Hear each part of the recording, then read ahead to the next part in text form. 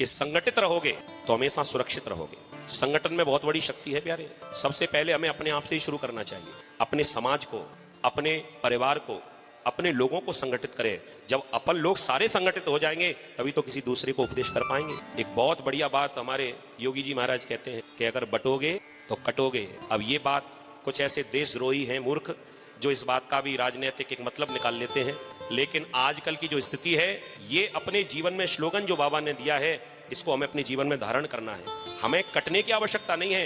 ये बड़ा है, ये छोटा है, ये ब्राह्मण है, ये क्षत्रिय है, ये सिंधी है, ये हिंदी है, ये नहीं। हमें सबको एकत्रित होना है, क्योंकि अगर एकत्रित रहोगे तो दुनिया की कोई भी ताकत नहीं है जो तुम्हें आंख दिखा पाए। एक बात और कहना चाहता हूं, आप गली मोहल्ले से जाओ दादा, रात में 2 बजे यहाँ कुत्ते बहुत इकट्ठे हो जाते हैं। रात में 2-4 कुत्ते इकट्ठे थे।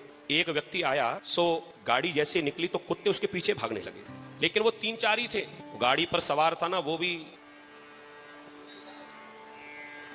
उसे पता ही नहीं कि ये कौन पीछा कर रहा है। 2-4 कुत्ते जब गाड़ी के पीछे दौड़ने लगे तो उसने अपनी एक्टिवा पे बैठे बैठे कुत्ते में लात मार दी, और एक में लात पड़ी, 3 अपने आप ही भाग गए। अपनी आंखों से प्रैक्टिकली बात, ये रात में देखी मैंने।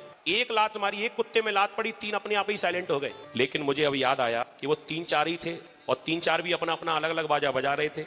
इसलिए कोई भी लात मार कर चला जाता है, कोई डंडा मार कर चला जाता है। लेकिन आपने देखा होगा कि मधुमक्खी का छत्ता होता है। जब अलग अलग कोने में बैठे रहोगे, कोई भी लात मार के चला जाएगा, लेकिन मधुमक्खी के छत्ते में अगर किसी ने कंकड़ मार दिया तो फिर खुद ही भागना पड़ेगा। क्यों?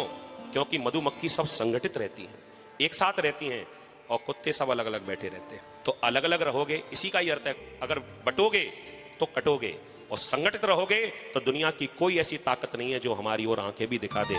सबको एक होना चाहिए, यह संदेश है भागवत का भी।